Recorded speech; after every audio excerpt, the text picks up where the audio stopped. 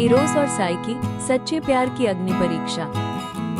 हजारों साल पहले एक राज्य में 3 राजकुमारियां थीं। सबसे छोटी का नाम था साइकी। वो इतनी सुंदर थी कि दूर दूर से लोग उसे देखने आते थे। धीरे धीरे लोग प्रेम की देवी एफ्रोडाइटी की पूजा छोड़कर साइकी की तारीफ करने लगे। देवी एफ्रोडाइटी क्रोध से भर गई। उसने अपने बेटे इरोस, जिसे कामदेव या क्यूपिड भी कहा जाता है, को बुलाया और कहा, जाओ और उस लड़की को अपने जादुई तीर से मारो ताकि उसे दुनिया के सबसे बदसूरत और भयानक जीव से प्यार हो जाए।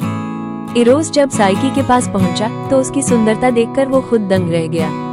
गलती से उसका अपना ही तीर उसे चुभ गया और उसे साइकी से गहरा प्रेम हो गया। उसने अपनी माँ से झूठ बोला और साइकी को एक जादुई महल में ले गया।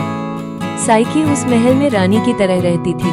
वहाँ उसे हर सुख सुविधा मिलती थी, लेकिन एक शर्त थी, उसका पति इरोस केवल रात के अंधेरे में उसके पास आता था। उसने साइकी से कहा, तुम मुझसे प्यार कर सकती हो, लेकिन मुझे कभी देख नहीं सकती। जिस दिन तुमने मुझे देख लिया, हमारा साथ खत्म हो जाएगा। इरोस चाहता था कि साइकी उसके रूप से नहीं, बल्कि उसकी आत्मा से प्यार करे। महीनों बीत गए। साइकी बहुत खुश थी, लेकिन उसकी ईर्ष्यालु बहनों ने उसके मन में शक पैदा कर दिया। उन्होंने कहा, हो सकता है तेरा पति कोई खौफनाक राक्षस हो जो तुझे खाने की फिराक में है। आज रात एक दीपक जलाकर उसका चेहरा देखना और उसे मार देना। डर के मारे साइकी ने एक रात दीपक जलाया।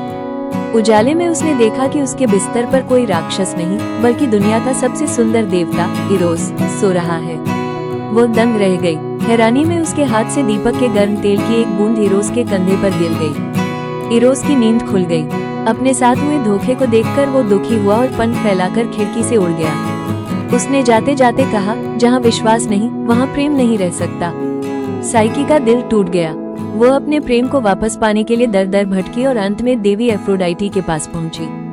देवी ने उसे वापस पाने के लिए 4 नामुमकिन काम दिए। हजारों किस्म के अनाज के दानों को एक रात में अलग करना, खूंखार सुनहरी भेड़ों के बाल लाना, मौत की नदी से पानी लाना और सबसे खतरनाक, पाताल लोक जाकर रानी पर्सेफोन से सुंदरता का एक डिब्बा लेकर आना। साइकी ने अपनी जान जोखिम में डालकर ये सब किया। उसने साबित कर दिया कि वो इरोस के लिए मर भी सकती है।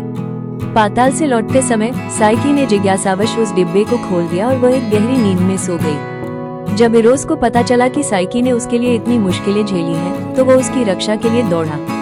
उसने अपनी दिव्य शक्तियों से साइकी को जगाया और उसे देवताओं के राजा ज़्यूस के पास ले गया। ज़्यूस ने साइकी के सच्चे प्रेम को देखते हुए उसे अमृत पिलाया और उसे भी एक देवी बना दिया।